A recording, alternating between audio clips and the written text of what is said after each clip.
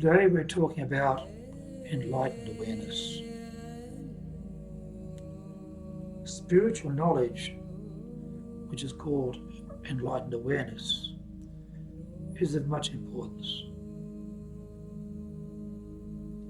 Spiritual knowledge is the experience of enlightenment and requires understanding of the innermost workings of the enlightenment cycle.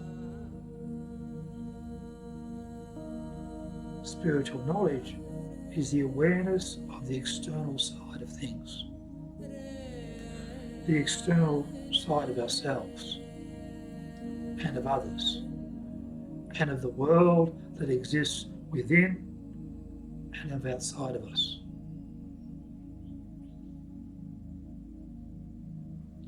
This is the beginning, the gaining of understanding, the first step, the beginning of opening the mind's eye.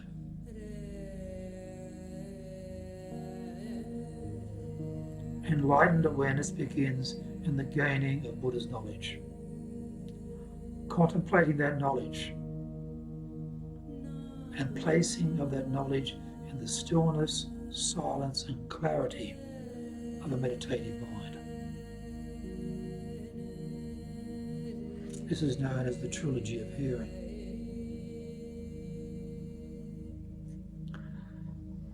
Our enlightenment cycle may have begun many, many lifetimes ago. It begins with the trilogy of hearing. This knowledge seeps into the psyche and lodges in our Buddha nature and can be carried forward into future lifetimes.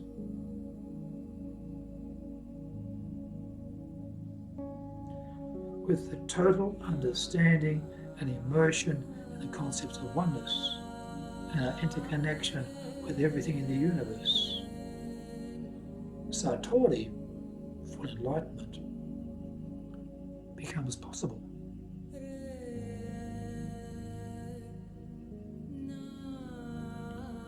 Enlightenment is the complete awareness of life without mental modifications. It is the experience of everything, every dimensional plane and reality.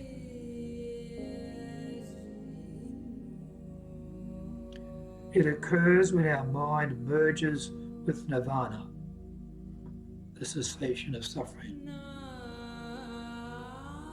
and with what the Tibetan Buddhists call the Dharmakaya, the clear light of reality, which is the highest plane of transcendental wisdom and perfect understanding.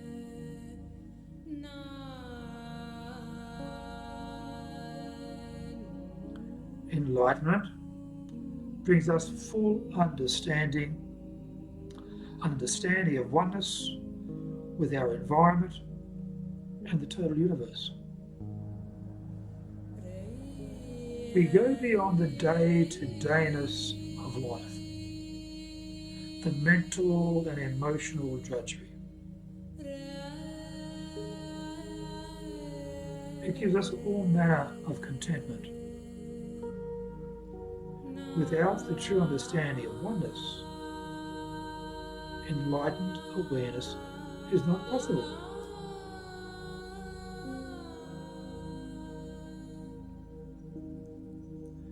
In Zen, for most of us, is the first time in our lives when we have given ourselves the opportunity to perceive ourselves and our environment in their reality without the layers of filtering imposed by habitual concepts and judgments.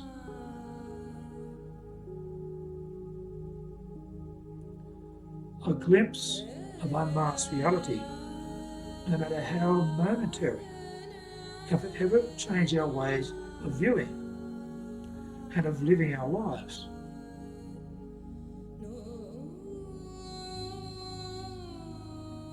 That direct view, so difficult to achieve, is what Buddhism calls the opening of one's eyes, or awakening.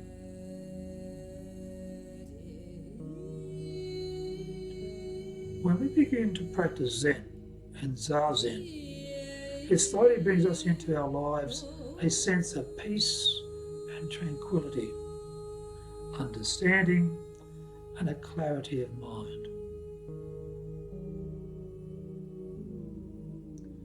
The understanding of oneness, a direct view of the true reality that can lead to Kensho, the initial opening of the mind's eye.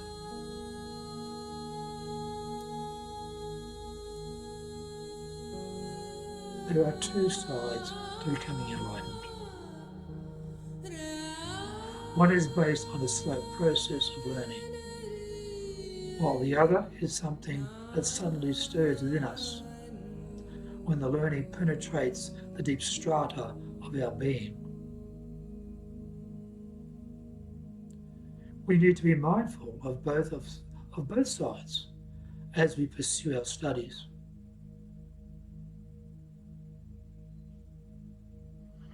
The word satori is the noun form of satoru, a Japanese verb that means to open one's eyes, awaken and see clearly, or enlightenment. We must, I think, carefully consider the differing implications of the words enlightenment and awakening.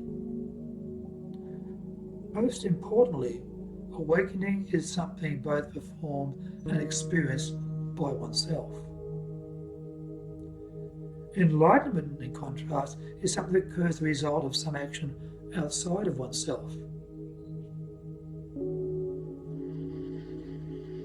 Whether it be in Buddhist speech or ordinary talk, we say, I was enlightened, or she was enlightened, or he was enlightened. We never say, I enlightened, the way we often say, I awakened.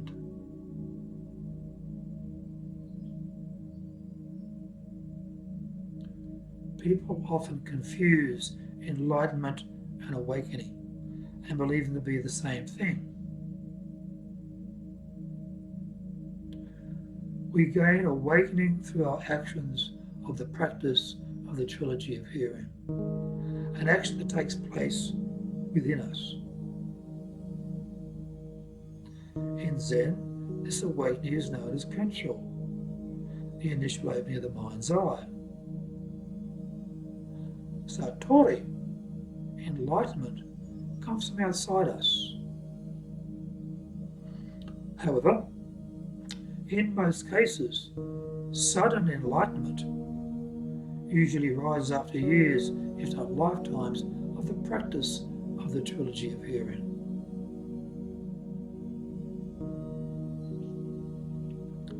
Kensho is the special term applied sometimes to the first experience of a Buddhist awakening,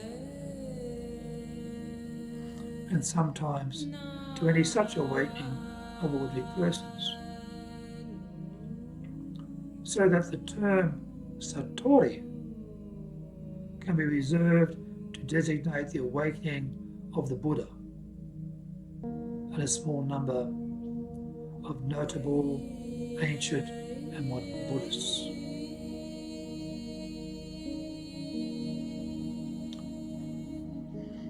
The basic meaning, thus, is something like seeing the nature or quality without specifying whether it is seeing the nature of oneself or seeing the nature of all time and space, which Buddhism teaches us is in no way separate from ourselves.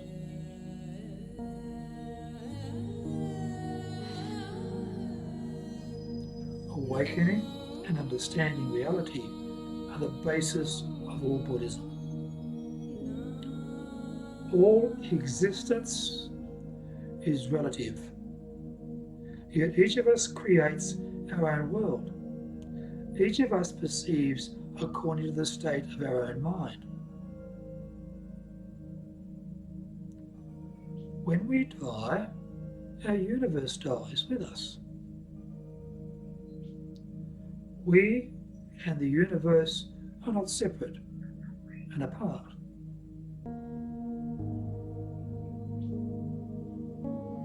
Enlightenment is no more than the realization that the world of discrimination and the world of undifferentiation are not two.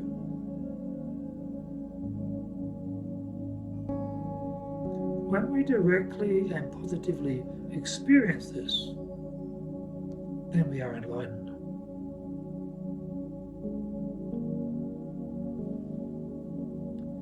To realize the undifferentiated is a necessary step, necessary first step, but the realization is incomplete if it goes no further.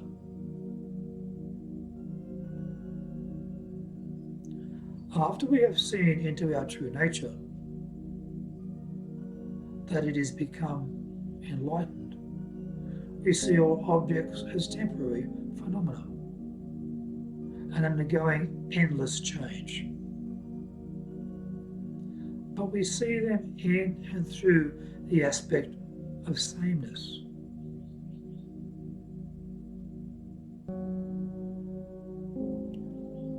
We then understand that without the undifferentiated, there can be no individual existence.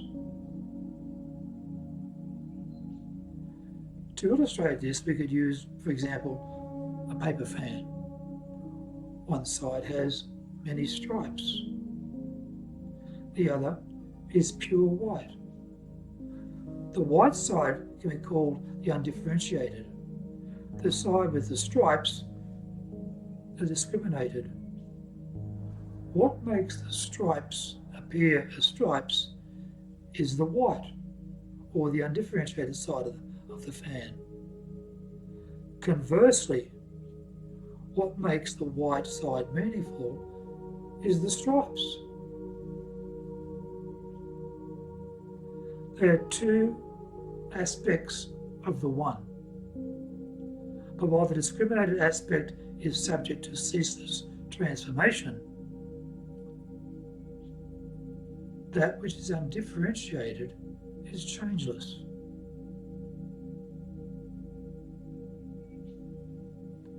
Oneness is the realization of the non-separateness that surrounds us from people, places, things, even the universe.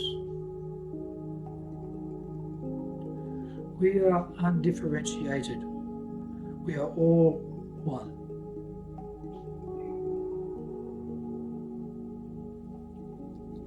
Everything is impermanent, changing, never the same. All phenomena change from one moment to the next, from moment to moment, even though it may take us years to notice these changes. This is the world of discrimination. One moment discriminates against the last moment, creating individual existences. But they are two sides of the same coin. One cannot exist without the other.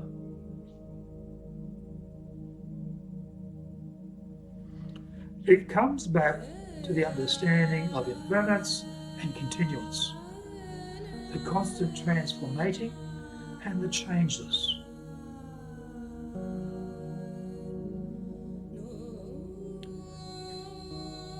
Zen monks use concentration techniques to rid themselves of concepts. They believe enlightenment lies just beyond words, in the things and experience of daily life that are right in front of us at every moment. In short, according to Zen doctrine, happiness comes when we rid ourselves of the concepts that society, language, and structured thinking have given us. There's an old saying, before enlightenment, chop wood and carry water. After enlightenment, chop wood and carry water. It means that enlightenment does not really change anything, yet it changes everything. We might say that enlightenment changes everything without changing anything. It is a way of trying to explain what enlightenment is and is not.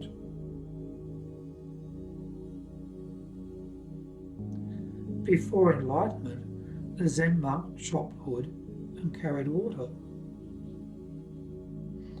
And after his enlightenment, he continued to chop wood and carry water.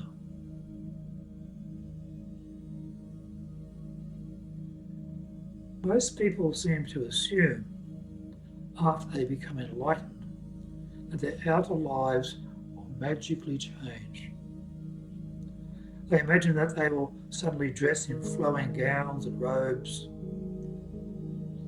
give up working, and spend their time sitting on a mountaintop, meditating in bliss all day.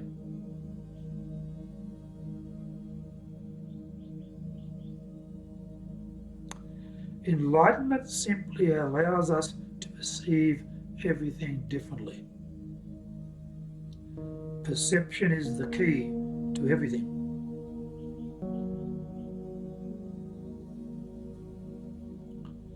After enlightenment, the perception of chopping wood and carrying water and everything else changes. Enlightenment exists in the chopping of the wood and the carrying of the water as much as it does in sitting on a mountain top and meditating all day.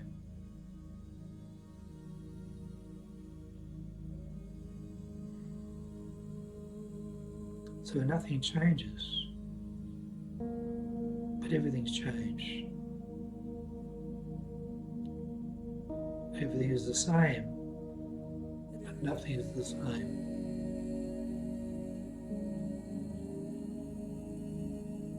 This is enlightenment. Satori.